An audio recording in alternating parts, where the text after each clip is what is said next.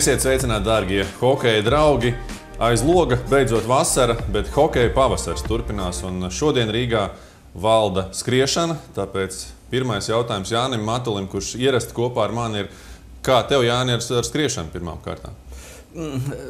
Man vislabāk patikt, kurš ir 30 metri, jo man bija ļoti labs starta uzrāviens. 60 metros es arī vēl varēju paskriet, bet pie 90 es jau lūdzu. Tā kā es nekāds skrējējs neesmu bijis. Ar mums kopā šodien arī mūris, Arturs Irbe. Sveiks, Artur! Arī Sveiks. Tev līdzīgs jautājums. Kā tev ar skriešanu? Pēdējā laikā diezgan švaki. Iepriekšējos gadus es skrēju, bet vienlaicīgi es arī mocījos ar saviem ceļiem, pēc tam negulēju naktīs. Bet gribējās, šobrīd es atlaidu to skriešanu, vēl ir šādas tādas lietas palīdzējušas, un šobrīd nesāp. Bet, tas arī ietekmē drusku vispārējo fizisko kondīciju, bet nekas, ir idejas. Atgūsies? Atgūšos, protams. Bet no neskriešanas bārda paliekot sirmāk. Jāni, mēs vienkārši pamazām tuvojamies viens otram, vai ne? Līdzīgāk kļūstam. Artur, kādās pozīcijās šobrīd tavā dzīvē ir hokejs? Kādu vietu tas ieņem tavā dzīvē? Skaidrs, ka droši vien hokeja pavasarī Latvijas izlasē taču tu seko. Protams, sekoja, ir interesanti īstenībā vērot, kā mūsiem veicās. Hokejs noteikti nav prioritāte, to uzreiz var pateikt, man tas pilnīgi skaidrs. Bet ir interesanti, ir milzīgs gandarījums par pārmaiņām, kas ir notikuši vispār Latvijas hokejā.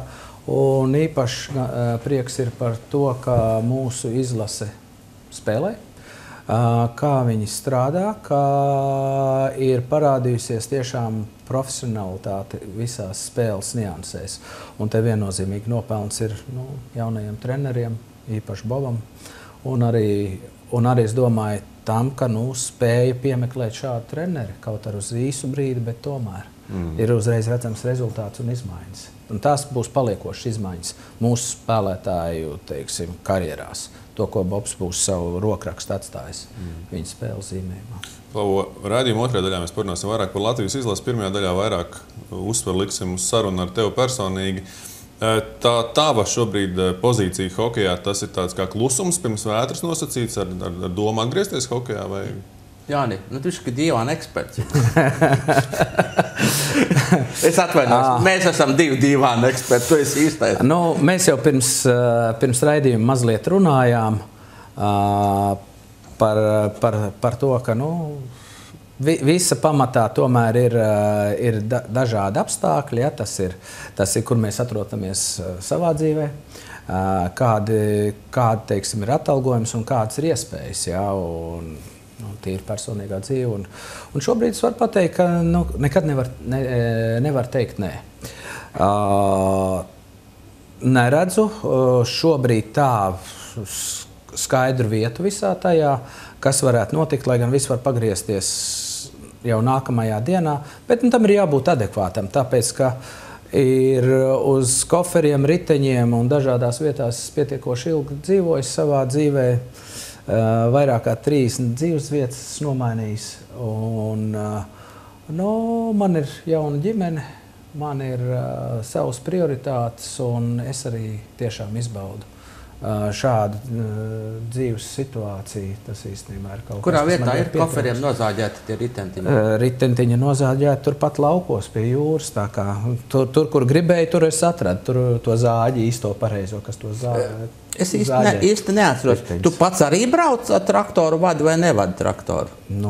Tas ir tāds atkal provokatīvs jautājums. Jā. Kā jau visi kā visi tavu jautājumu. Respektīvi tā, savā sētā es ar traktoru varu darīt, ko gribu. Izbraucot ārā uz ceļa, es jau kļūstu par satiksmes dalībnieku. Tiesību man nav, bet ar traktoru smierīgi var darboties. Visus lauku darbus, kas man vajadzīgi, es varu pats izdarīt. Kādi tev ir lauku darbi? Tur dīķis ir jāparok, tur ir jāpalīdzina. Man arī vajag dīķi rakta. Jāpalīdzina, ir kaut kur ceļš jāpielabo, jāstais, grāvi jāpatīra. Kartupeļus iestādīja jau? Kartupeļus nestādīšu, vieglāk ir nopirkt, pārāk daudz darba. Kartupeļus neapmaksāja. Govi turi vai kazu saimniecībā? Nē, tie ir dzīvnieki, man ar suņiem pietiek. Mežā ej malku zāģēt ziemā? Protams, ka malka ir vajadzīga. māja apkurina ar malku, vai tas ir tikai kamīnam? Darbojamies pie tā, jāmaina ir apkur mājās. Arī pie tā būs jāpiestrādā. Saka, kāds tad ir tavs status? Tu esi NHL pensionārs? Nu, ar pensijām ir tā, ka pēdējais lakauts, kas bija, pēdējā darba apstādināšana NHL, tā bija diezgan smags trieciens pa muguru spēlētājiem, bet ko spēlētāji jaunie no tās dienas, kad atsākās spēlēšanas ieguvuši, viņiem reāli tagad ir pensijas. Tiem, kas spēlēja pirms tam, viņiem pensijas nebija tikai tik daudz, cik paši viņi iemaksā pensiju fondā. Respektīvi, tu beidz spēlēt, tev nekādas sociālās iemaksas, NHL klubi vai valdība tev nesadz tā kā... To, ko pats, jā? To, ko pats, tas arī ir viss. Tagad jau spēlētājiem būs ļoti pieklājīgs. Pensijas, nu, tas ir tas iegūms, ko ir iegūs jaunā paudze. Kopš kura laika tas ir? Kad bija pēdējais 2000, kāds varētu būt 9. 10. gads. Tad tu gribi teikt, ka tev no NHL neko nemaksās nekādu pensiju? Nē. Vispār nekāda? Nekāda. Absolūti nekāda? 0. Neticam. Nē, nu fakts. Tas progress bijis milzīgs no 91. gada īstenībā. Kad es aizbraucu uz NHL un sāku iepazīties ar to dīķi, kas tajā dīķī grozās, tad arī mums mainījās arotbiedrības vadība, kura beidzot sāk rūpēties par spēlētājiem, pirms tam roku mazgāja. NHL klubi un arotbiedrības vadība, respektīvi viņi nestrādāja. Un no tā brīža bija arī milzīgs algu lēciens un pamazām arī uzlabojās dažādi tie noteikumi spēlētājiem līdz brīdim, kad tika 2005. gadā izcīnīti tie algu griesti, ko ļoti vēlējās īpašnieki, piespēt spēlētājs pie zemes, bet tas palīdzēja sākt uzlabot situāciju ar pensijām. Jau tad parādījās pensijas un sāk veidoties fonds, kurš bija domāts tiem hokejistiem, kuri ir jau pensijā, kur agrāk spēlējuši un kuri principā uz bezdabeļu malas jau klāt jau nonākuši līdz tam, ka viņi ir uz ielas. Tad tur bija fondiņš izveidots. Ar to ir dzirdēts, ka to diezgan tāds šarps arotbiedrību darbinieks bijis NHL. Latvijā tev nav piedāvājis nevienu arotbiedrību, lai tu nāc ar savu liebīgo rakstu. Tās ir divas dažādas lietas, jo NHL man bija pilnīga skaidrība, par ko mēs runājam, ko tas nozīmē. Jau bija pieredze, es arī biju sastapies ar padomu sistēmu, es biju sastapies ar brīvo tirgu un kapitālismu. Tev jau pa ceļgaliem bija situši jau abās puses. Man jau bija ar rīkstēm vagojuši un visādi, tā kā bija skaidrība. Runājot par arotbiedrībām ikdienā, arī vadoties no spēlēšanas NHL, es sapratu, ka arī īpašniekiem ir vajadzīgs izdzīvot. Viņiem ir vajadzīgi noteikumi, lai viņiem ir vērts klubus uzturēt. Mums jau nav jēga tagad, teiksim, cīnīties par savām tiesībām un palikt, piemēram, ar 18 klubiem NHL, tāpēc, ka 12 no viņiem nespēs savādāk noturēties. Mēs slauksim tos klubus un beigās paliksim bez darbvietām. Tas ir ļoti smalki. Tas arotbiedrību priekšstats ir diezgan interesants, jo darba devējiem jau var nav nemaz tik vienkārši tā dzīve. Līdz ar to tur ir jāprot iejusties divās ādās. Un tādēļ šeit pašlaik man šķiet, ka arotbiedrība vispār tā kustība viņa ir mazliet šreiniska. Tas ir mans priekšstats, es nevienu negribu apvainot, bet viņš tādā vēl sākuma iedīglī. Rīgas satiksmēs tad ļoti laba arotbiedrība. Rīgas satiksmē arī ir ļoti labi izcenojumi, un mēs visi dotējam to satiksmi, kamēr Rīga bankrotēs. Artur, cik pelna hokeja vārdsargs NHL? Apmēram. Mēs tavu vārdsargs. Es zinu, mēs jau ar Kirovu to intervijā jau aizskārām, turpināsim to tēmu par naudām, protams. Es domāju, ka šobrīd vidējā NHL hokejista alga ir apmēram $3 miljoni. Vidējā.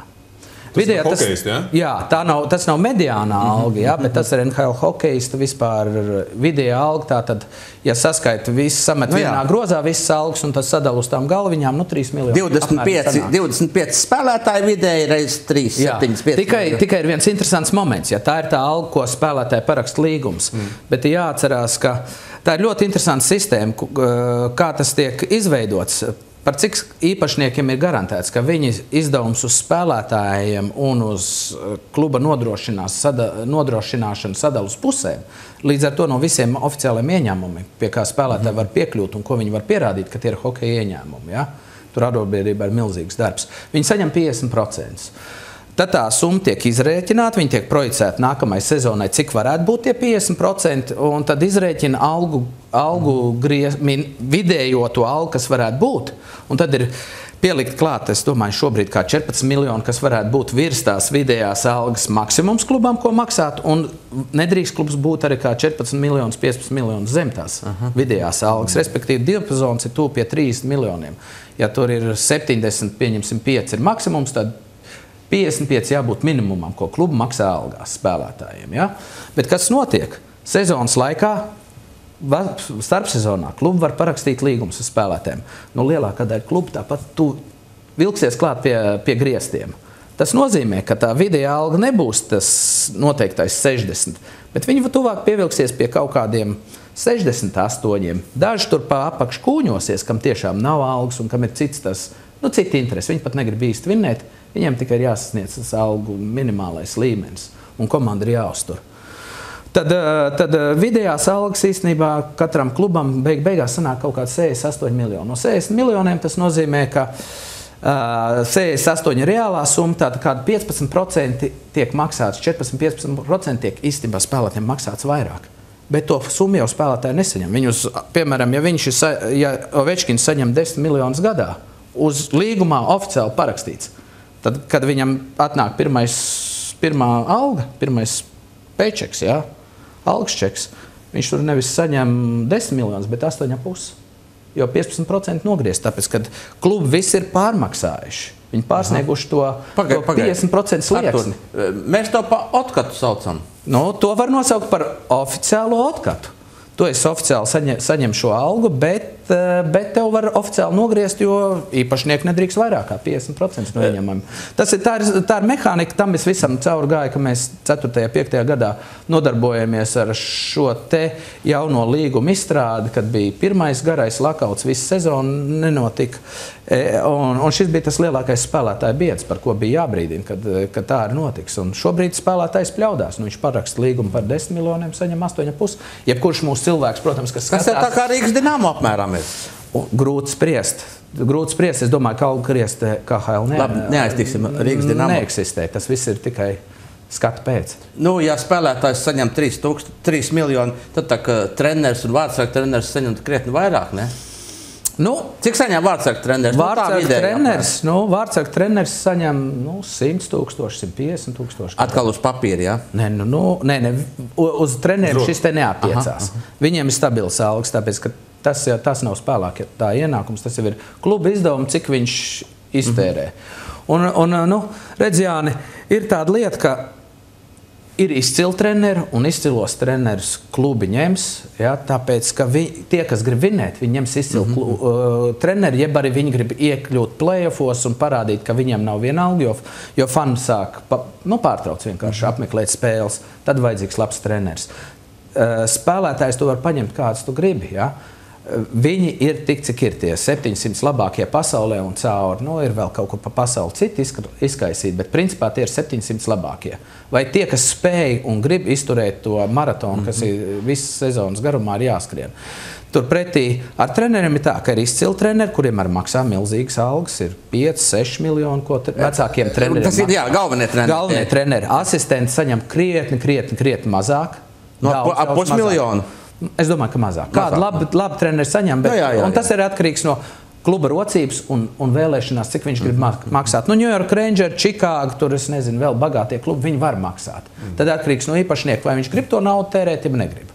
Bet vārdsargu treneri, ar vārdsargu treneriem ir tā, ka lielākā daļa NHL treneri ir treneri, kuri agrāk bijuši vārdsargi, viņi nav spējuši sasniegt savu mērķi, bet viņi ir bijuši spēles studenti, viņi studējuši, viņi gribējuši, viņiem kaut kas nav ļāvis. Traumas vai vienkārši fiziskie dotumi vai tā vieta, kur tu esi atradies, tu nespējies vienkārši izkārpīties, jo tev apkārt nav pietiekoši laba hokeja sistēma. Tāda iespēja arī pastāv. tur Amerikā, Kanādā.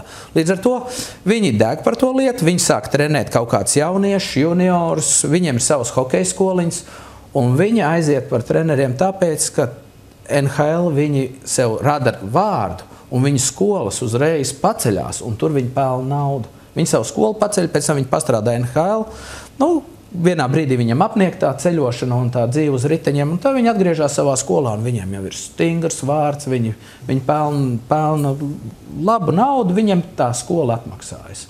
Un tas ir tie cilvēki, kas strādā reāli NHL.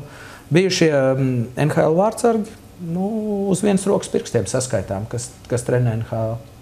Man bija savs iemesls. Pirmais man bija izaicinājums Vašingtonā, jo es vēlējos pārbaudīt, pamēģināt, un varkārt bija pienācis tāds brīdis, ka es sapratu, dēlam ir vajadzīga izglītība. Mēs bijām drusku tā iekrituši tajā savā situācijā, ka vajadzēja braukt atkal uz Ameriku, un tā pa tukšo sēdēt. Es gribēju, es varēju, jo man jau zaļās kartes nav. Pilsonības nav tā kā... Tev zaļā karte, jo arī strādājot nebija vajadzīga, ne? Nē, kā. Savulaik, mēs jau par to runājām, ka es tāds spītīgs, un es teicu, es esmu Amerikā vajadzīgs, ja? Tad viņi man dos vīzi, ja es tiešām pietiekoši labs, ja es neesmu, ko man tur darīt? Kāpēc man tur līferēt, un es jau netaisos tur tagad aiziet pensijā un vienkārši, kuras nesaņemšu tur, kā jau mēs runājām, un vienkārši Amerikā pavadīt savus mūžu nogalu. Man gribējās atgriezties mājās. Un tas bija, zināmā mērā, tad dzīve met visādas līkločus, pēc tam vienu brīdi sāk domāt, varbūt tomēr būtu vērts zaļo kartu kārtot, un redz kā. Darba nav, zaļā karta nav, un to arī sāk kļūt ļoti grūts tas process, lai iegūtu zaļo karti, daudz sarežģītāks nekā agrāk. Ja, protams, tu esi nelegāls Amerikā dzīvo, tas ir savādāk. Tad ir viss iespējas. Var tiesības dabūt. Es tiesības nevaru dabūt Amerikā. Nostrādājis 20 gadus, tāpēc, ka man nav vīzes vai zaļās kartes. Bet tas arī ir ok. Man Latvijā ir tiesības. Man tad tāds pavisam dumšs jautājums. Kā tu dzīvo Latvijā? Bagāta sieva apprecēja vai? Ļoti bagāta mana sieva īstenībā. Tiešām viņai iekšējās pasaules bagātība ir mēs tikko viņu arī... Jā, to, ko viņa savā sirdī nes, to es jebkuram vīram varētu novēlēt. Tā kā, bet, kas ir bagātība? Viss ir ļoti, ļoti relatīvs. Nauda laimīgi nepadara. Laimīgi padara attiecības un cilvēki, kas ir apkārt. Jo beigās ir jārēķinās ar to, ka jebkurā brīdī, jebkurā pasaules vietā var izcelties karš. Mēs tā domājam, ka nav un nebūs, un tāpat arī 40. gadā domājam, 39. gadā domājam. Pirmā pasaules kara laikā domājam, kur tad Eiropā jau nekaros civilizēti cilvēki. Tāpat Eiropa izrādīja, vai ne? Tas agri vai vēl pienāk. Un tad viss tavu bagātību, viss tas, ko tu esi sakrājis, viss tas ir kaķim zem astes. Arī tas būs kaķim zem astes. Rekā mēs Latviju savu zeltu neatguvām. Atdevu Krieviem. Padomju Savienībai atdevu. Tā kā ar to ir jārēķinās. Tās nav paliekošas vērtības. Jākarāja citas vērtības. Cik reizes nedēļā tu vari iztikt ar ceptiem kartupeļiem? Makarons arī to ēd, vai? Makarons maz milces cenšos neēst, un kartupeļus tagad vispār vasarā ir jāēd salātu un gaļiņu, tā viegli jāēd, bet tā kā mana sieviņa cep, es varu 3-4 dienas pēc kārtas. Kā garšo, tā ir jāēd. Cik tev lieli bērni ir? Meitai ir 20. Lielai tūlīt būs 27. Anitai būs 27, Atim ir 20. Tagad Madarai ir bērniņiem ir 9 un 8 gadi. Puikas, meiteni? Puika un meiteni. Pa vārdsargu trenē puiku? Sportiski bērni. Baigie viegli, tātad iekšā viņiem ir skolā, viņi ir galvenie sportisti. Viss ir labi. Mums sadara. Viss sadara.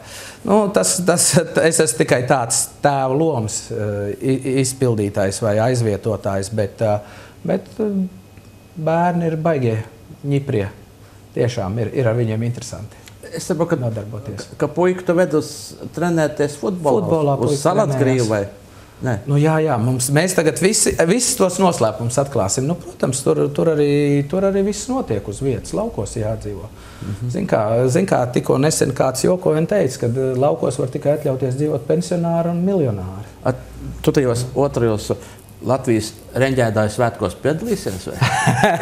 Reklāmi forši. Es jau ar saviem draugiem, man klases biedrs Salacgrīvā strādā veikalā. Ļoti labs čoms jau prasīja, kā tur bija, kā te pirmie reņģētāju svētki. Teica, ļoti labi. Nosaukums tāds pacilājošs, bet īstenībā jauks pasākums ir tiešām vērts apmeklēt. Jānis jau te uzdeva jautājumu. Tavas attiecības ar Buffalo būtībā ir beigušās? Sen jau ir beigušās. Cik sen? Kopš pagājušā jūnija. Jau. Jā. Kā tu redzi šobrīd tās pārmaiņas, kas ir notikušas Buffalo komandā? Ģenerāla menedžera kārtējā nomaiņa. Skaidrs, ka mūsu skatītājs arī noteikti interesē, kas notiks ar Zemu Girgensonu. Tu tur noteikti esi bijis tuvāk, apmēram, varbūt pārzini tur tās aizkulis. Tā. Pirmkārt, ir jābūt šajā situācijā tomēr pietiekoši apdomīgam, runājot ar jums. Un tomēr jāievēro ir tā savu etiķeti. Ja? Es sākšu ar to. Turpināšu es ar to. Vairāks neko neteikšu, ka par nelaiķiem runā vai nu tikai labi vai neko. Es neko neteikšu. Skaidrs. Klāt, mūsdienu, ja mēs par vārdsargiem runājam, pie mums arī tavā krāslā. Bet mēs par Zemi varam parunāt. Par Zemi gan nedaudz vēlāk, jā, bet par vārdsargiem. Kādas ir tās, teiksim, hokeja vārdsargu, tādas mūsdienīgās tendences? Mēs visi zinām tās standarta frāzes. Liela izmēra vārdsargi, tur kustīgi un tam līdzīgi tas viss. Kas vēl ir tās tendences, kas šobrīd ir mūsdienu vārdsargu? Mūsdienu vārdsarga tendence ir, ka mūsdienās vārdsargi šļūkā pa ledu uz ceļiem. Nesat ievērojuši? Tā kā Meržļikins ar apmēram. Meržļikins visi šļūkā. Un vispār Elvis ir fantastisks vārdsargs. Viņam ir fantastisks. Viņš ir standarts gandrīz vai? Bet, jā, viņš ir tā jaunā stila standarts, bet jebkurš vārdsargs, lai viņš varētu būt tiešām izcils un labāks par to, kāds viņš ir, lai viņš varētu izaugt un nokost pārējos, viņam jābūt savai konfektītei. Tu nevar būt tikai tāds kā visi pārējie. Viņi ir viduvēji. Cits ir drusku lielāks, milzīgāks, ātrāks. Viņš kļūst par to, kas tuvāks kandidāts Vezins trofejai. Pasaules čempionātu neskaitīsim. Tas tāds sprintiņš, ja? Es tomēr uzskatu, ka reāls rādītājs ir Vezins trofeja NHL, jo tur ir jānospēlē 80 spēles, plus vēl ir jāiztur tās 80 spēles, plus vēl playoffos jāspēlē, un tad tu esi nopelnījis to balvu. Tas ir pavisam kas cits. Un jānospēlē vismaz 60 vārtos jābūt sezonā, lai varētu uz to kandidēt. Tā ir pavisam cita slodze, un tad tiešām pārbauda, kāds ir tev pamats. Jo čempionātā var izšaut. Par čempionātu mēs vēlāk arī parunāsim. Man ir savs tādas vizuālās, jau vizuālie iespaidi radušies. Bet runājot par Elvi, Elvis taisa brīnums, ļoti stabils, pretinieki baidās vispār viņam mest, viņi nezina, kur īsti iemest. Bet pašlaik viņam ir 2 goli iegājuši, 3 varbūt pat, un vēl ir bijuši momenti, kur vienkārši ripa nav izgājis. Viņam met visu laiku tajā tuvajā stūrī, kad celīts ir nolaists lejā. Un tā ir vieta, pie kā es jau savulaik ar mūsu vārdsargiem strādāju Buffalo to 1 gadu. Man bija Mihals Noivirts vārdsargs, un mēs pie tā strādājam, jo tā ir tā vieta, kur vienmēr paliek tāds trīsstūrīts te starp cēli, stābu un biksēm, kur to ripu var iemānīt tādā veidā, ka vārdsargs spēlē. Ka vārdsargs galīgi izlasies. Bet tā ir tā tehnika, kādā viņi strādā. Ar to es nedaudz pārtraukšu. Elvis vienā no intervijām pēcspēles teica, ka šobrīd kaut kas mainījies arī vārdsarga ekipējumā. Viņus visu laiku mēģina samazināt to ekipējumu. Un tā ir nianses, kāpēc viņš laiž tajā tuvā stūrī? Nedomāju. Nē, tā ir tehnika. Protams, ja tev ir tādas ļumīgas bikses, tad viņas var nosegt to, ko tev ķermenis nenoseks, bet tā vai tā uz to paļauties nevar. Jo situācijas mainās. Vienā brīdī viņas tev ir tā kā izplatušās šajā virzienā, tu pagriez celi drusku savādāk, un viņas jau uz citu pusi pavarās, un šeit viss ir brīvs. Tā kā tas ekipējums viņš ļoti viltīgs. Man arī bija savu visādi knifiņu un nianses, pie kā es strādāju. Kad man mērīja ekipējumu, man ekipējums vienmēr bija pastāst, kas ir tās niansītes? Atklāj kaut ko tagad. Niansītes nav jau ko tur slēpt. Kājsargs tev mēra, ka tev viņi ir kājā. Ja? Tad, kad viņi tev nav kājā, vai pirmspēle, vai pēcspēles, tas neko nemaina. Es to kāju izstiepu pilnā garumā. Ja? Viņš man siksniņas tā nostieptas, ja? Un kājsargs ir tā izveidots, ka viņš savelkās, ja, jo viņš ir nostiepts. Nu, tev mēra platumu, ja? Man mēra platumu, un platums ir normāls. Tiklīdz iesēžos ceļos, viņš šitien pavarās, un viņš izplešās, jau iegūst kāds 3-4 Kā pāva mastu izplešās, jā. Un tur neko nevar pierādīt. Nu kā, tu esi saliec celi. Bet tad, kad mēra, man ir normāli. Es pie tā strādāju. Bet tas ir noteikumu robežās. Redz, es ar jauniem hokejistiem runāju, vispār sportistiem, jebkuru cilvēku. Es viņam saku, nu iedomājieties, kas ir hokejs? Hokejs nevar eksistēt bez ekipējuma, bez ledus. Ja ir ledus, tad ir ledus tīrītājs. Bez treneri nevar. Ja nebūs treneris, tad tie, kas ir visbezkaunīgākie, tie visi spēli nospēlēs. Viņi lielāki tēvaini, viņi visi spēli, viņi neies nospēlēt. Bez žurnālistiem noteikti nevar. Bez žurnālistiem nevar līdzjūtēji iztikt. Mēs nevaram bez līdzjūtējiem, jo mazi mēs gājām uz spēli, mēs viņu tā mīlējām, mums tā viņš patika. Tā ir tā saikne. Tā spēle, tā ir tā saikne. Vecāki nāca vēl tur kādi interesanti, ja, hokeji, bet tā bija ierobežot ļoti tāda vide. Bet pēc tam tev tie līdzjūtēji ir vajadzīgi, jo savādāk, tas ir hobijs, spēlē amatieru līgā bez līdzjūtējiem. Bet ja tu gribi tiešām sasniegt augstāko profesionālo līmeni un kļūt par profesionālu, kur ar tu vēl dzīvi tiek nodrošināt, pateicoties tam darbam, ko tu ieguldi šajā smagajā sportā, tad tev līdzjūtēji ir vajadzīgi. Grozies kā gribi, caur reklāmām, caur biļešu pirkšanām, caur alus pirkšanām.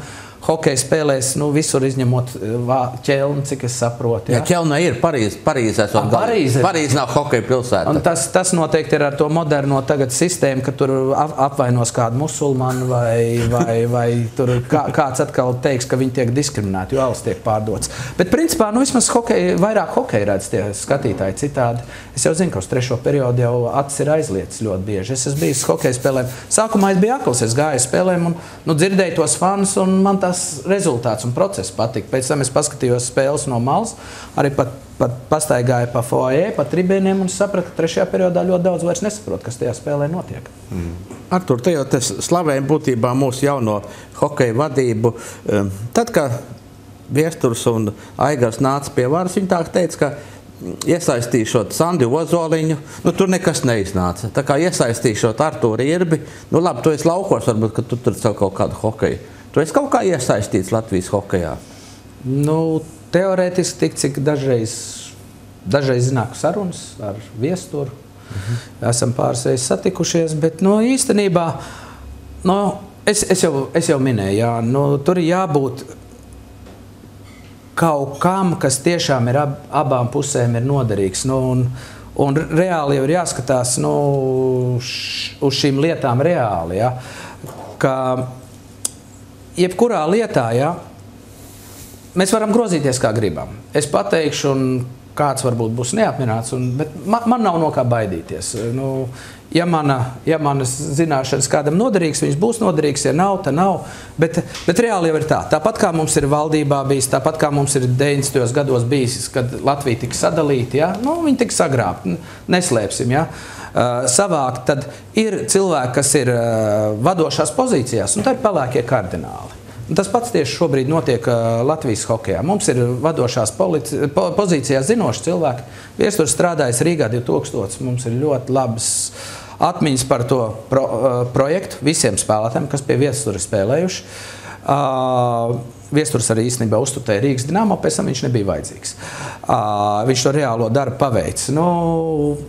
Aigars ir hokeja cilvēks, ļoti adekvāts, viņš pārzina īstenībā vidi. Viņam bija pašam savu sporta skolu Aizbergs. Viņš saviem dēliem to nodrošināja un cepur nost. Pēc tam tā skola palika tāda otršķirīga, bet tā ir realitāte. Jā. Tā ir realitāte, tā ļoti daudz. Tur nevajag pārmest, teiksim, Aigaram. Tur nekādā gadījumā. Jā. Tā ir realitāte. Un cepur nost, ka viņš nodrošināja no tās paudzes izauguši daudz labu hokeistu. Viņa dēli ir ieguvuši izglītību, uzspēlējuši hokeju. Visi brīnišķīgi. Bet tā vai tā vienmēr kaut kur kāds tāpat pelēkais kardināls. Ar mums hokejā ir pelēkais kardināls. Mēs jau dzirdējām, ka Hartlīs tūlīt būs Rīgas Dinamo treneris. Artur, bet tev tā certifikāta nav, tu nemaz taču nedrīkst tur būt pie hokeja, ne? Nav. Nu, es varu varbūt mēģināt pretendēt uz pelēko kardinālu, bet man tas neinteresē. Kā tu Buffalo piemaksāji, lai strādāt par vārdsargu, ja tev nav papīra nekāda? Nu, nevienam tur papīra nebija vajadzīga. Ja tu spēj to darbu padarīt, nu, es jau teikšu tā. Es skatītājiem teikšu, ka tas bija joks. Nē, ir zinām taisnība vajadzīga. Kāpēc vajadzīga papīra? Ja? Jo, piemēram, ja man tagad pielaidīs klāt 12-gadīgiem bērniem. Tā ir cita lieta, jā. Vai 14-gadīgiem, kamēr vēl ir organisms. Es viens pats to nedrīkstu. Tu vari iemācīt nepareizi. Jā. Es zinu, ka man būs jāņem kāds treneris, kurš pārzina fizioloģiju, ja? Un es ar viņu konsultēšos. Es saprotu, kas tam bērnam vajadzīgs, teiksim, no tehniskās, kam viņam jāiet cauri, bet es viņam nevaru uzlikt to, kas viņu var ilgtermiņā sabojāt. Es pats zinu, kā tas veselības profesionāls. Artur, bet lieliem tak tu zini, ko vajag, jā? Nē, lielie ir paši par sevi atbildīgi. Viņi ir 18 gadus sasnieguši. Bet, redzi, šeit ir tā situācija, ka ir vajadzīga arī tomēr mums nomenklatūra, mums vajadzīgi birokrāti, kuriem arī jāpelna naudu, un viņiem ir vajadzīgs savākt naudu no kaut kādiem cilvēkiem, kuriem vajadzīgi iegūt izglītību. Izglītību var iegūt kā? Tu vari beigt un iegūt doktora grādu, piemēram, biznesā, ja? Biznesa vadībā un marketingā. Bet ja tev nav praktiskās zināšanas, pat tev pasmiesies, tu darbu nedabūsi. Un cits cilvēks, viņš ir bez izglītības, bet viņš no sāka gala jau ar praksi nodarbojas, viņš ir mācījies reāli, un viņam biznesa iet, un viņa biznesa zeļuma plaukst. Par ko iet runa? Par to, kad ir vajadzīga arī praktiskā pielietošana. Bet šobrīd tam papīram ir milzīgs spēks, un pašlaik skatoties, kā tās lietas notiek Amerikā, es saprotu, ka Amerikā milzīgs summas maksā vecāki, lai bērni beigtu skolu, bet tas, ka viņi beiguši augstskolu, samaksājuši milzīgas summas, tas neko nenozīmē. Tas vairāk negarantē, jo ļoti daudz tiek ražoti jaunie speciālisti, kuriem nav darba vietas. Valstiskā līmenī ir jādomā, uz ko mēs izējam, uz ko mēs liekam prioritātes, kurās jomās mums trūks speciālisti un kuri konkurēt spējīgi arī finansiālā ziņā. Jo mēs jau varam sagatavot savus speciālistus, bet viņi ar savām zināšanām šeit viņiem nemaksās, viņi aizbrauks uz ārzemēm. Jo tur viņu zināšanas un viņu kas arī notiek būtībā. Kas būs noderīgs. Mums ir jāskatās makro visu tā bildi, bet tas ir cits jautājums, protams. Artur, Klau, Dinamo ir nomainījies ģenerāla menedžers, tagad ir Ģirds Ankipāns. Varbūt, ka viņš tev ir kaut ko jau piedāvājis, vai? Es esmu priecīgs par Ģirdu. Es atceros pirmo treniņu nometni, kad es ar Ģirdu iepazinos. Jā, viņš bija riktīgs ar stingru raksturu racējs tāds, jā. Un vienkārši puika tur, kur kā viņš ir audzis, mācījies, ko viņš ir apgūs, kādai viņš ir dzīves skolai izgājis cauri. Cepur nost, ka viņam tagad ir tāda iespēja strādāt par ģenerālu menedžeri. Tas būs atkal cits vēsmas noteikti hokeja klubā. Bet, es domāju, ka Ģirds saprot, ka nav jau vērts ar man runāt. Es ar to klubu tā kā īsti netaisos saistīt savu nākotni. Tur ir zīmola nesadarība, sauksim tā. Ko nozīmē zīmola nesadarība? Provokatīvs jautājums, bet es zinu, kas ir Mārtiņš Dukurs. Es domāju, ka man vairāk nekas nav jāpiebilst. Un es domāju, 99% no Latvijas iedzīvotājiem zina, kas ir Mārtiņš Dukurs. Tomas Dukur arī tu zini? Arī zinu, kas ir Tomas Dukurs. Labi, mēs tev vairāk neprasīsim sporta vēsturē neko. Kā ir pārējot nedaudz varbūt pie aktuālām lietām, es jūtu, ka Arturam bija vēlme parunāt par Zemu Girgensonu, par viņu to karjeras attīstību, kā tā ir notikusi un kur šobrīd viņš atrodas. Tad, kad Buffalo komanda atlaida Tedu no darba, tika atlaist visi treneri, un es arī principā biju tam gatavs, bet man uzreiz neatlaida. Man paturēja, un menedžeris toreiz pateica, viņš teica, es nesaprotu, ko tu dari, bet viss vārds, kas pie tevis strādā, visi ir uzlabojuši sniegumu. Mēs tev paturēsim, jaunais treneris tad izlems. Man bija saruna ar Dēnu Bailsmu. Ļoti labi saruna, 1,5 stundu mēs norunājām ilgi. Bet tad ap jāņem, man paziņoja, iedevu vilku pasi. Artur, bet tas jau principā ir tikai normāli. Katrs treneris jau nāk ar savu brigādi. Protams, jā. Tas process bija interesants. Cilvēki nedomā, ka tu sliktais vai tajā brīdī es sapratu, ka īstenībā klubā cilvēkiem nebija skaidrības, kā mēs strādājam, ko mēs strādājam, kas notiek, jā, bet bija redzams, ka rezultāts it kā bija. Līdz ar to, es karājos matu galā. Un tā kā notika ir labi, jo katrs treneris, kas nāk, man bija vairāk vēl tādas iespējas, teiksim, iegūt darbu citos klubos, pastrādāt par treneru. Un es ar pagājušajā gadu vēl gribēju, jo dēlam bija jāpabeidz vidusskolu, viņam bija pēdējais gads. Mums bija jābūt tur kopā, man viņš bija jāatbalsta, tā kā tur jautājumi nebija. Tagad es esmu vairāk uz brīvām kājām, jau var izvēlēties, kuras atradīšos. Bet nerealizējās vairākas iespējas pamanīt klubu, jo vienkārši treneriem bija savas brigādes. Un tā tam ir jābūt. Tur vispār nevar spriest. Runājot par Zemgumu izaugsmu bija strādājot ar Tedu, jo Teds redzēja viņa vietu klubā. Principā atkarībā no tā, kā Zemgus spēlēja, tā arī spēlēja komanda. Viņš bija motors un indikators komandai. Tajā laikā, protams, ka klubs bija ar vājāku sastāvu, ar citiem līderiem, līdz ar to Zemgus bija līderis komandā. Un viņam bija cita vērtība, viņam bija vairāk spēles laiks, viņu novērtēja savādāk. Atnāca jaunais treneris, komanda tika pārveidota, jo katram menedžerim ir savu vīziju, kā komandu veidot. Un, šajā gadījumā menedžers mēģināja savus jauniegūtos, parakstītos, ietreidētos vai draftētos spēlētājus, taisīt par komandas kodolu, un tad pārējie bija tāds tā kā piedeva. Un Zemgus iekritējā piedevu kategorijā, līdz ar to viss bija atkarīgs ne tikai no tā, kā menedžers domā, bet kā domā arī treneris. Ja tajā laikā, kad Teds bija vecākais treneris, tad Teds izvēlējās būt neatkarīgs un veidot komandu tā, kā viņš redzēja, lai būtu rezultāts. Lai puišiem viņš varētu dot vislabāko iespēju, parādīt vislabāko rezultātu. Tad Dēna Bailsmas jau tas periods, tie 2 gadi, ja nemaldos, bija tādi, ka Dēns Bailsma vairāk darbojās tandēmā ar menedžeri. Līdz ar to menedžeri idejas kļuva par viņu idejām. Dažreiz varbūt pat neatbilstot realitātei laukumā, un Zemgus savu vietu pazaudēja. Būdams tajā sistēmā, es nojaušu, ka tas bija vislielākais iemesls, kāpēc Zemgum bija grūti atvērties un parādīt īstenībā visas savas spējas. Jo hokejs tas nav tikai fiziskie dotumi plus talants plus darbs. Tur ir ļoti daudz psiholoģijas iesaistīts, jo tajā līmenī darboties, tas ir tā kā nevis traukties pa Rīgas ielām ar 50 km ātrumu stundā. Rīgā nebrauc neviens tik lēni. Es tāpēc tev saku. Bet tev jātraucās un jāmēģina izlavierēt un apstāties pie šīm te sarkanajām gaismām un neuzskriet gājējiem un mašīnām, teiksim, ar 90-100 km ātrumu stundā.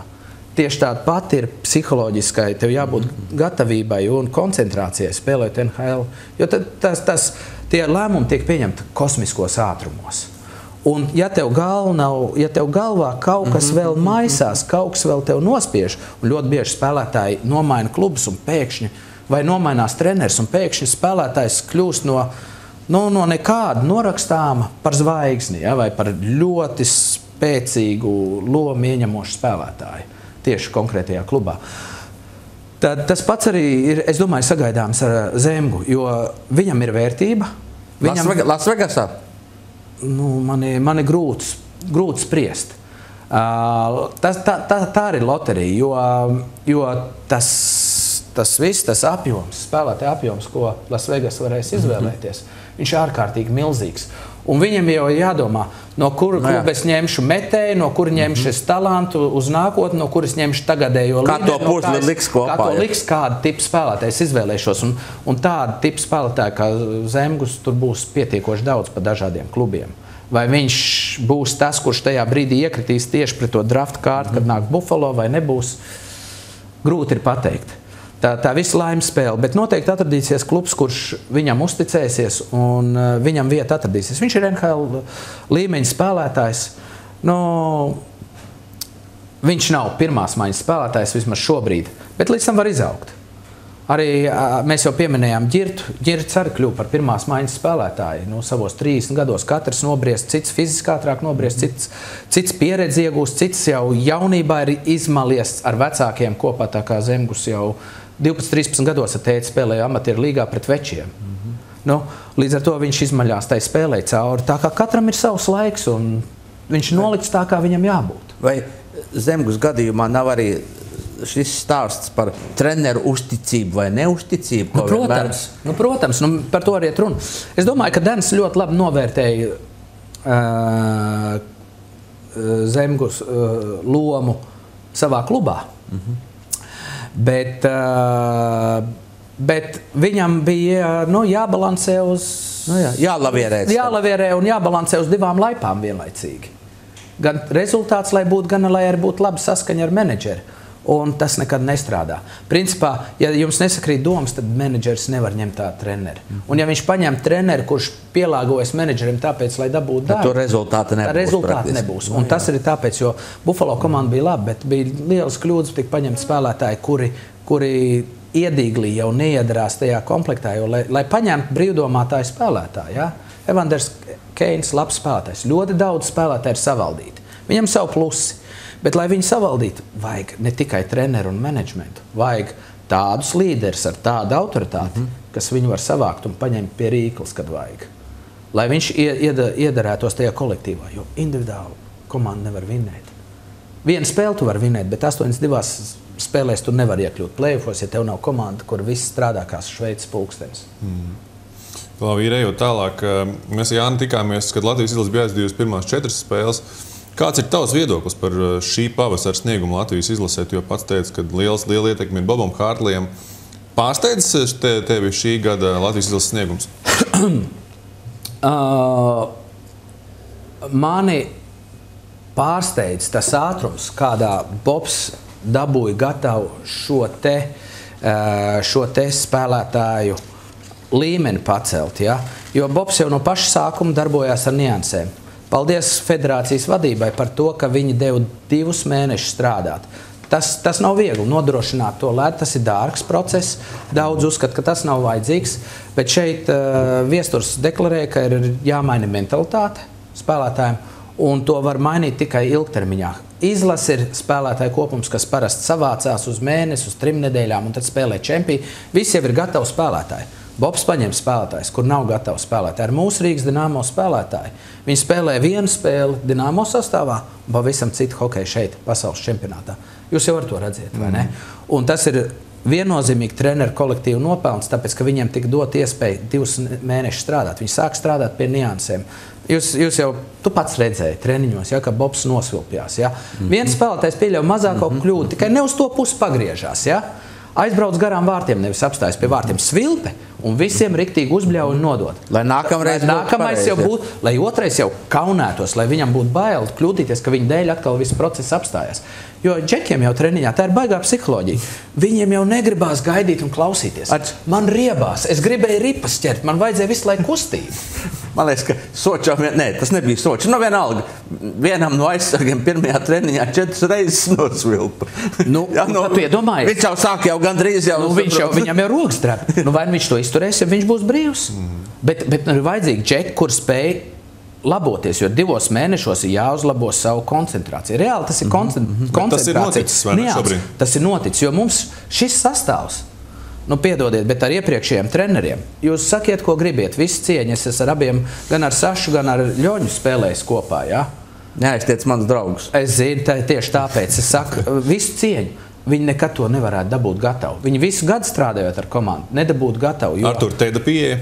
Teda pieeja. Tedam tas prasa ilgāku laiku, bet atcerēsimies vienu lietu atkal. Ja? Tikko mēs jau pieminējām, ka treneris izvēlās savus asistentus. Kad asistentus ņēma Tets, pirmajā gadā viņam iedeva jau veselu Dinamo kolektīvu. Tur nebija vienota valoda. Ar Artu aprunājieties. Arts arī pateiks, ka katram bija savas idejas. Arts bija jauns treneris. Un viņam bija savas idejas. Viņš vēl nebija vecākā trenera ādās sēdējis. Palīgām ir jābūt palīgām. Palīgs ir palīgs. Un tur katram bija savas idejas. Un Tets likās tāds savāds, turklāt vienu valodu īsti nerunā un no citas vidas nāca. Tedam tas prasīja vairākus gadus. Nākamā gadā viņš dabūja savus jau asistentus. Un tad lēnām sākās process. Bet atcerēsimies, ka tas arī... Bobs ir cita līmeņa treneris un ar citām metodēm. Jā. Viņš ir vairāk iedvesmotājs, un viņam Tedam šīs tehniskās nianses īstenībā ieviesa asistenti. Ja? To Kūlens darīja. Nu, ne tik daudz Kūlens, pat tas bija gan mums citi asistenti Buffalo, gan arī Kārlis Zirnis ļoti daudz pie tā strādāja. Tomam bija atkal cita ietekme šajā visā, bet katram es neiedziļināšos. Atkal Šveices pulkstenītes. Atkal tiek sadalīts lomas, un katrs savu lomu uzņemās un pilda pēc labākās sirdsapziņas, un rezultāts ir. Bet tas prasa ilgāku laiku 2 iemeslu dēļ. Pirmkārt, tāpēc, ka tomēr nebija tā kvalitāte, otrkārt, tev netika doti visi apstākļi, un 2 mēneši strādāt un laust to, apcirt tās aitas, un pēc tam ļaut, lai tā vilna izaug no jauna. Tur bija tā, kā bija, jo pie Kiro bija par ledu jācīnās. Tā vai tā, par treniņiem, par treniņiem. Tagad stāvēja bieži tukšs ledus no puses treniņa. Arī, bet, ja spēlētājiem ir jāatpūšās, tad ir jāatpūšās. Te mēs laikam ar nonākam pie tā, ka Kirovam būtībā vajadzēja to rezultātu uzreiz un tagad un tūlīt, bet viņš nebija gatavs nodrošināt tos apstākļus. Šī brīža vadība laikam būtībā uzticās trenerim par visiem 100%, vai ne? Un ļauj strādāt. Protams, un mēs redzam rezultātu. Kirovs bija viena cilvēka orķestris. Ja? Viņš centās no vislabākās.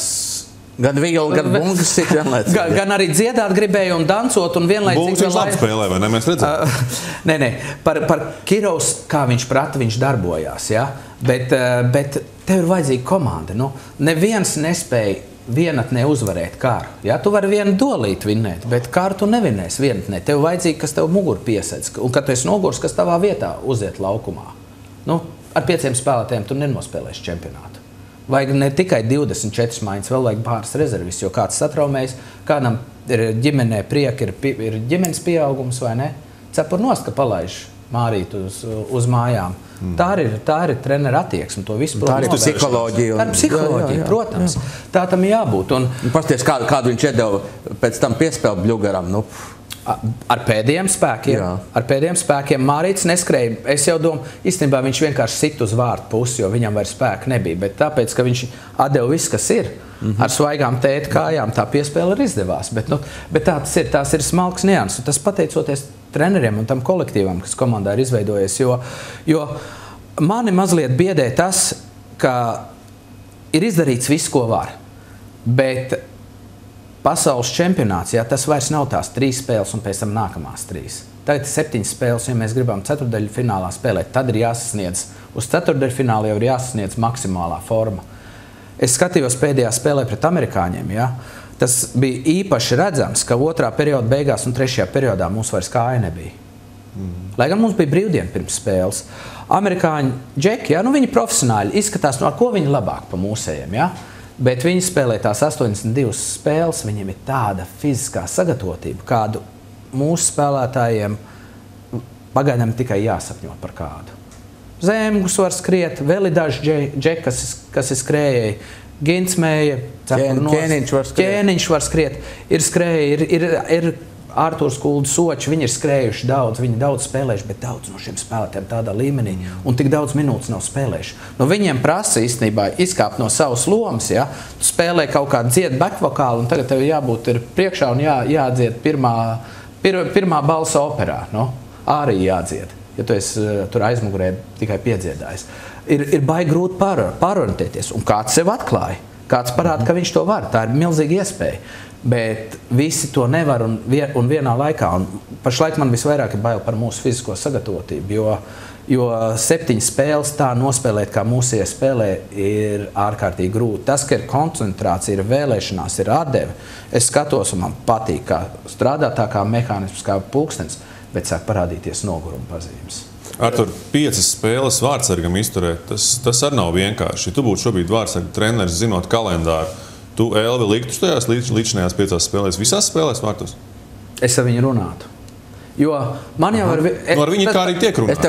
Es tev pārtraukšu uz pusminūtīt. Elvis esot kaut kur teicis, ka viņš tā kā, es nezinu, vai intervijās vai kaut kur, ka viņš tā kā paguris ir. Bet laikam to neviens, varbūt kā sadzirdēja, bet neaiznesa līdz galvenam trenerim. Redz, kas ir. Ir 3 nianses, ja? vārtsarga mentalitāte savādāk nekā spēlētāja mentalitāte. Pilnībā. Ja? Tu esi komandas loceklis, bet tu jau gribi tos ķieģeļus ņemt uz sevi, kamēr pārējie grib lielākoties. Nu, protams, Džeks šeit bloķē tās rips un tā cepur nos, bet tas ar viņiem nenotiek regulāri. Viņi grib tomēr viņiem uzdevums ir gols iemest īsti. Arī aizsargiem. Nu, jā, ir jāceļ kausu, vārtsargam ir tur aizmugurē jāpiesedz aizmuguru. Bet tā ir mentalitāte, un mēs to darām ar prieku. Elvis ir tieši tāds pats, viņš ne ar ko neatšķirās. Bet ir viena lieta, ka ar viņu ir jārunā, jo viņš jau neviens vārtsargs nekad neteiks, ka viņš ir ārā no vārtiem. Bet tajās niansēs, ja ir pieredze, es jau dzirdu, ka viņam jāiedod atpūta, jo viņš pats sev no vārtiem neizņems. Nekad. Bet šajā gadījumā svaigums drusku pietrūkst. Un kas vēl par lietu? Piemēram, es redzu, viņam ir milzīgs sportiskais niknums. Ja? Vienā momentā, tur 3. periodā, viņš to ripu uzlēc gaisā, iekrita simdā, un viņš redzēja, ka amerikāņi tik nāk uz vārtiem. Viņš jau pats gāzās ar pleciem, ar krūtīm pretī. Atceries to momentu, ja? Un jau bija gatavs dot iekšā. Viņam ir tas lauta zvērs iekšā. Viņš to savu teritoriju sarg. Cepuru nost. Man ļoti patīk, kā viņš spēlē. Bet šajā gadījumā, ja tu esi tāds lauva, kādreiz ar vajag aprunāties, bet vajag paņemt nost tos vārds. Ja? Ielaist tavā krātiņā kādu citu, ja? Lai padarbojās, lai pie tās gaļas tiek. Un tu saproti, un viņš vienu spēli izlaidz. Mēs jau nedomājam, ka vēl lauva būtu, jā. Viņš to vienu spēli izlaidīs, cits lauva uzspēlēs, un nekāda vaina mums arī pārējie vārtsargi var savu darbu izdarīt godam, ja? Un Elvis nākamreiz iekšā ies, un viņam tā mentalitāte būs tāda. Es vispār nevienu neielaidīšu. Lai pat trenerim nenāk doma, ka mani varētu izņemt. Tā kā psiholoģija faktiski. Bet tā ir spēle, jā. Tas viss ir psiholoģija. Un katrā situācijā ar katru vārtsargi ir savādāk jārunā, ir savādāk jādabūt tā informācija laukā. Un tu jau to nedari, lai iegriezt vai lai pēc tam kādam citam palīdzētu. Tu jau skaties, lai komandai nāk par labu un lai katrs vārtsargs vislabāko rezultātu parādītu. Jo man kā trenerim, man bija fantastiski iespēja Vašingtonā, man iedeva 3, 2. gadā, kad es strādāju, 3 principā iesācējs. 2 vārtsargi spēlēja 2. sezonu NHL un 1 1. gadu Holtbijs, kas tagad ir Vezinas atkal finālists. Un tev ir 3 jauni vārtsargi. Un tad ar viņu tā psiholoģiju strādāt, tā bija fantastiski iespēja, ļoti interesanti. Tu ar viņiem runājies un tu redz, kā viņam var galvu sakārtot, jo jāžonglē caur viņiem 3. Kādam traumu, kāds ir nokrits, kāds atkal ir priecīgs, tu zini, ka viņš priecīgs atlasties klubā, viņam nevajag tik daudz tās spēles dot. Kāds, ja tu nedabūsi spēli, tu viņu pazaudēsi uz nedēļu. Tātad viņam tā spēle jāiedod. Tur ir baigi interesantās smadzenes. Tā tikai izskatās, ka baigie dzelzs veči. Tāpat jau galvā viss kaut kas grozās. Artur, tu te tā ļoti slavēji treneris un Bobu Hārtlī, bet dzīvē jau vajag līdzsvar tomēr. Jā. Man kā divāna trenerim, skatoties spēli ar ASV, kāpēc mums ar viņiem bija jāmērās uzbrukumu hokejā? Ja es būtu Hārtlī palīgs, es ņem pie 3-1 teikt, davai. Tā bija kaut kāda 32. minūte. Davai, bet Džeki bišķi uzmanīgāk. Mums uz priekšu nav jāskrien obligāti. Mēs neskrējām uz priekšu. Es tev oponēšu. Mēs visu laiku skrējām. Nē, mēs neskrējām tik daudz. Mums spēka nebija. Es to savādāk redzu. Es teikšu, ka mums tanks bija. To tev jau jāizstāv Hārtlīs.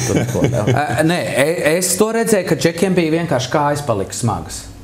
Un redzi, pārslēgt taktisko zīmi pilnībā nav tik vienkārši. Ir sevišķi tādā emocionālā spēlē. Tādā spēlē, un turklāt viss iet. Un arī 3. mēģināt periodā noturēt, turēties, saprot, kas notiktu. Amerikāņiem svaigas kājas, mums tomēr vajadzēja, lai tā ripa pēc iespējas vairāk viņu galā turās. Jo viņi mūsu zonā viņi beigās apslidoja. Tos viens vārds, kad kad bija atlēcošā ripa, mums 5 džeki bija visi no ūsiņām uz vārtiem. Tur tajā mazajā, tajā saucamajā kastītē, To Bobs arī ļoti labi ielicis. Viss savalkās ap vārtiem, ka paliek grūti, ka baigi spiež, Kompakti, viss ir kopā. Bet neviens...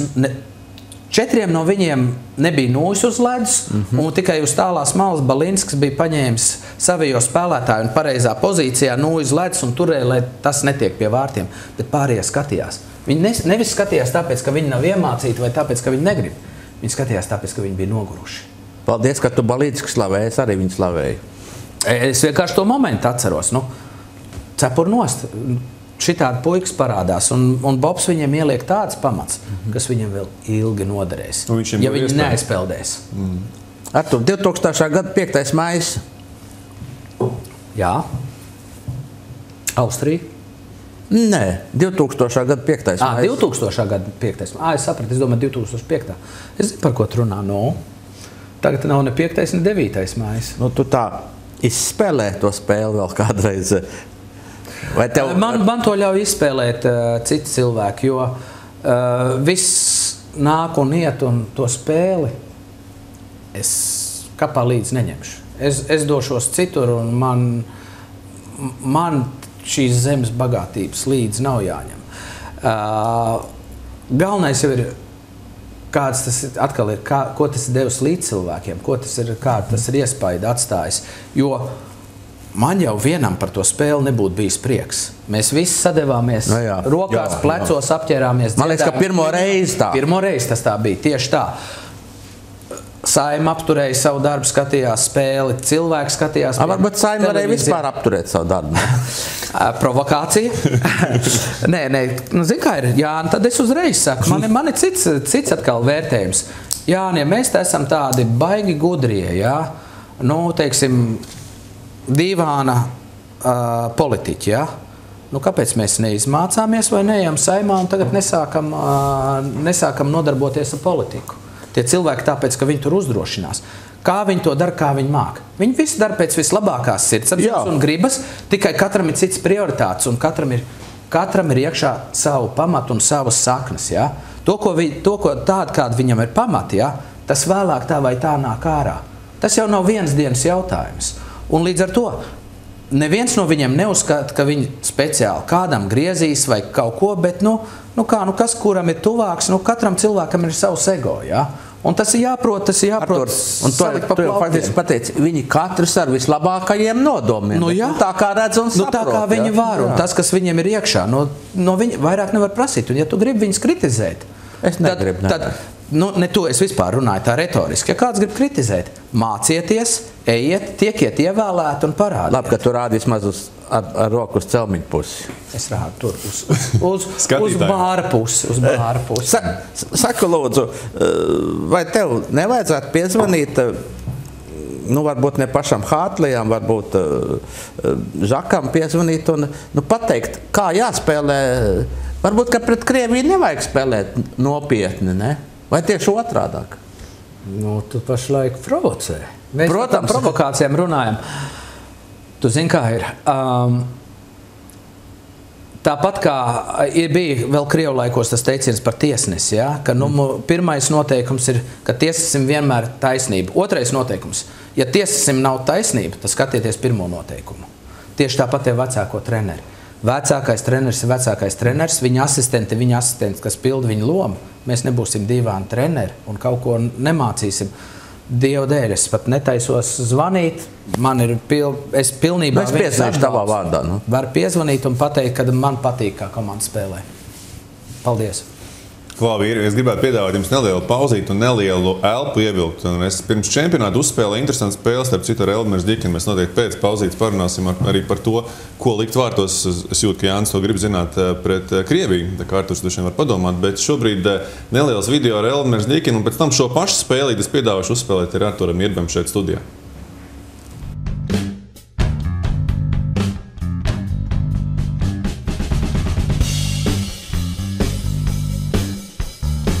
Kaitina treniņos, kā iemet golu, viņš uzreiz sāk bļaustīties, priecāties, un tas mani baigi kaitina. Viņa tipiskā frāze ir vienmēr velc ārā, un tas man tā kā bišķi kaitina riktīgi. Protams, man ir mērķis noteikti, un konkrēti ir neizkrist no A grupas, un, protams, viss tālāk, tikai mēs varam aiziet. Tica komandā, komanda mums ir laba. Nomainījās daudz lietas, tā kā šogad ir savādāk nekā pagājušajos gados, kā mums bija. Tā kā pilnībā tica, ka visi kopā, kā viena liela ģimene, mēs varam sasniegt daudz ko labu. viņas ir ļoti drošas. Pašam ir konti tur. Cilvēki tev jebkurā brīdī, jebkurā laikā, jebkurā stundā, minūtē, jebkurā vietā, kur tu atrodies pasaulē, viens zvans, un viņi tev visu nokārtos un palīdzēs. Un nav tur jāskrien uz banku, jākārto papīri. Tev katram cilvēkam, es tā vismaz domāju, man tāds vismaz ir, kad tu viņam uzraksti e-pastu, un viņš, piemēram, es tagad Latvijā atrodos, un man ir jāmaksā tur, jāmaksā rēķini kaut kādi, es viņam aizsūtu īziņu, un viņi man apmaksā visus tos rēķinus. Jaunēs esmu bijis 2 reizes ar manējo klubu. Tā kā pilsētu es esmu redzējis, es zinu pusmīnus, kuras varētu aiziet, kuras atrastos. Es vēlētos pavadīt daudz laiku savu draudzini, kur atbrauks uz pirmo manu čempionātu skatīties uz maniem un kuras ilgi neesmu redzējis. Nu, un pulsā, protams, komandas biedriem parādīt ķelni, kāda viņi ir, un interesantos restorānus un foršās vietas.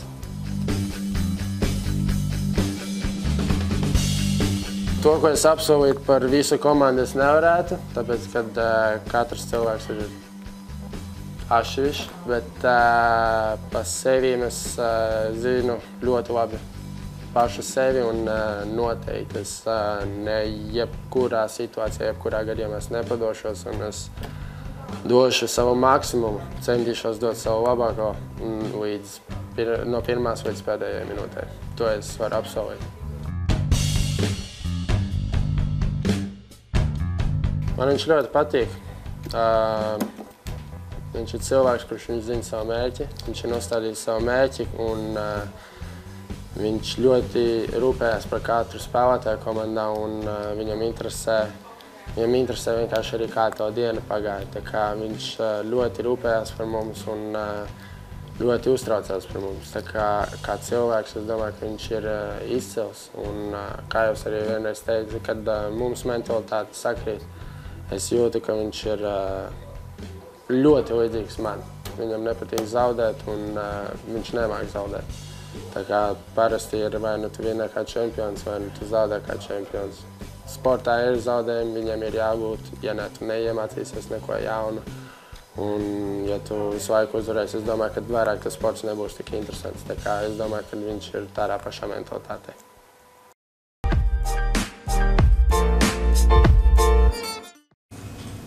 Tā bija neliela spēlīte. Turpina teikumu ar Elvu Merzļikinu, bet šobrīd Arturu ir metījuši nedaudz zem tanka. Artur, esi gatavs līdzīgai spēlītē?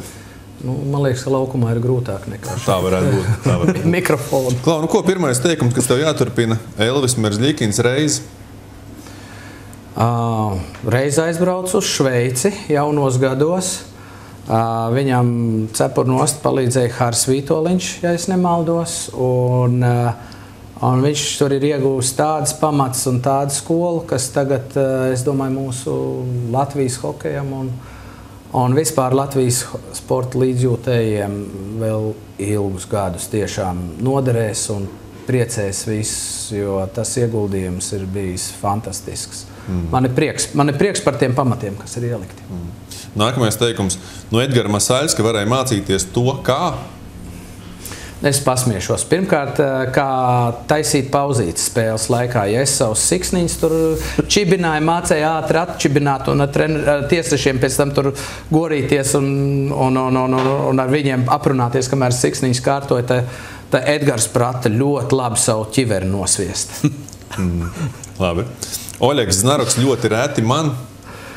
Oļegs ļoti reti man vispār kaut ko pārmeta. Lai arī viņam bija tas barmaļēja tēls un tas briesmīgais līderis skats, īstenībā viņš ļoti labi psiholoģiju saprata un viņš zināja, ka nav jēga man pārmest un tagad man nomākt. Viņš vienmēr atbalstīja un vienmēr plec pie pleca turējās. Tā kā viņš man bija liels atbalsts īstenībā. Un pēdējais pavisam vienkārši visiem jaunajiem vārdsargiem iesaku vai novēlu? Vispirms jau es viņiem novēlu nebaidīties no ripas. Otrkārt, es iesaku pats galvenais būt uzvarētājiem.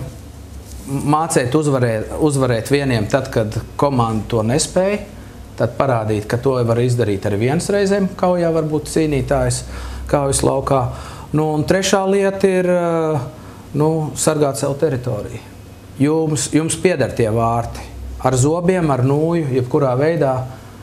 Ja jūs paši necīnīsieties par savu teritoriju, tad neviens jūs nenovērtēs. Tāpēc jāparāda zobi. Jūs variet būt ļoti mierīgi un prast savaldīties, bet īstajā momentā arī jāprot iedzelt tā kā odzei. Ātri. Lai visi saprot, ka joka nebūs. Labāk netuvoties. Lieliski. Klau, nākamās 2 spēles Krievija, Vācija, 2 dienas pēc kārtas spēlēm. Es jau Arturam teicu, ka jāpadomā par to, kuru vārtsargu mēs liekam šeit kā divānu treneru vārtos. Mačā pret Krieviju konkrēti. Kad mēs rādīsim šo te pārraidi? Mēs filmējām viņu no rīta, vakarā šis būs televīzijā. Tad jau Bobs šo te redzēs, jā? Tieši tāpēc es ļoti nērti jūtos šajā situācijā. Es uzreiz atkal būšu tāds diplomātisks. Savā laikā, kad es strādāju Vašingtonā ar Bruce Boudreau, tad es vienmēr, kad viņš man jautāja, kā man izskatās, teica, es tev iedošu 2 vārtsargus vislabākajā formā. Un ko es vēlos? Es tev vēlos iedot galvasāpes. Tā, ka tu nezini, ko likt vārtos, jo abi 2 ir ļoti labi. Es to novēlu Bobam, ka viņš tā jūtas, ka viņš var vienu vai otru ielikt un būs labs rezultāts. Varbūt arī zināmā veidā tas ir apslēpts, ja mēs pašķetrinām atpakaļ šo sarunu, tad jūs redzējāt, ko es teicu, kā iedarbojas uz spēlētāju psiholoģiju, teiksim, vārtsargs psiholoģiju, tā kā Elvim, teiksim, kāda spēle, ja netiek nospēlēta, ja kā tas apetīti atkal uzdzen, tā kā, bet Bobs jau pats labi zinās, viņš jau redzēs. Jāni, tavs viedoklis par nākamajām 2 spēlēm. Kas vispār notiek tajās turnīra tabulās? Tu noteikti esi papētījis, pareiķinājis, un tur visdažādākie scenāriji var būt. Tur ir ļoti interesanti, jo, principā ir, labi, nerunāsim par Latviju šobrīd, jo Latvija ir viena no 16 valstīm, kas piedalās, bet tur ir ļoti reāls variants, ka Slovākija izkrīt no A grupas. Jo, ja Itālija uzvar Dāniju, visiem paliek 4 punkti. Jā, visiem paliek 4 punkti, un Slovākijai ir spēles ar amerikāņiem un zviedriem. Un Dāņi paliek pēdējie. Dāņi paliek pēdējie, bet nekrīt ārā, jo viņiem ir pasaules čempionāts. Slovāki priekšpēdējie un krīt ārā. Pilnīgi crazy, vai ne? Vai jūs neteiksiet, ka nav pilnīgi crazy? Es vakar mazliet paskatījos Kanāda, Šveice 2-0. Es nezinu, vai tajā brīdī jau gāja. Trešais bija tā tur, tas dziesmu konkurss vai negāja. Eirovīzija. Jā. Pēc tam es skatos 2-2 badāts un papildu laikā 3-2 Šveici. Jā, nesaka, ka tu hokeja vietā izvēlēs Eirovīziju. Man sievas iet ceļu. Viens televizors. Atņēma televizors mājās. Viena pults. Tā kā, teiksim, no tās intrigas viedokļa, Parīzes grupa arī ir briesmīga. Tur ir viss iespējams. Jā, tur viss ir iespējams. Labi, tur nav... Es pat paskatījos, ka tur var iznākt tā, ka, ja pareizi viss saliekās tabulā, ieskatījos, man patīk šis gads, es uztaisīju tabulu sev priekšā. Dāņi var uzvarēt grupu. Ne Dāņi, bet Norvēģi var uzvarēt grupu. Tas ir vēl iespējams. Tur ir iespējams. Tur ir visādi entie varianti. Bet mums neinteresē. Man Parīzes principā interesē, bet ķelnē, Artur, ir baigie mēsli, viss izšķirās pēdējā spēlē atkal. Kā vienmēr. Mums savādāk nav bijis. Un skatoties šo čempionu, viņš ir smags variants, jo mums bija viegls sākums, salīdzinoši viegls, jo mums bija vieglās komandas, tās, kuras jāņem, ja? Un komanda atnāca sagatavot ļoti labā formā. Tagad varētu būt, ka tomēr drusku tā bedrīt nāk, ja? Un ir stiprās komandas. Un izšķirošais mačs ar vāciešiem mums ir iepriekšējā vakarā spēle Krievija. Vāciešiem ir brīvdiena. Līdz ar to situācija nav pateicīga. Apspēlējot pat Krieviju, mēs tāpat neko neesam garantējuši. Tas vairs neko nedod. Pēdējā spēle ir izšķirošā. Līdz ar to es teikšu, ka vāciešiem ir laba mašīna. Vācieši Ķelnē arī 10. gadā ļoti labi nospēlēja. Man liekas, pusfinālā patika. Jā. 4. vietu viņi dabūja. 4. vietu dabūja, jā. Līdz ar to viņi ir pareizi sagatavot. Tur ir cits iestrādes, cits līmenis. Un viņam arī ir Draisaitls atbrauc, Grubauers, tie ir zvēri.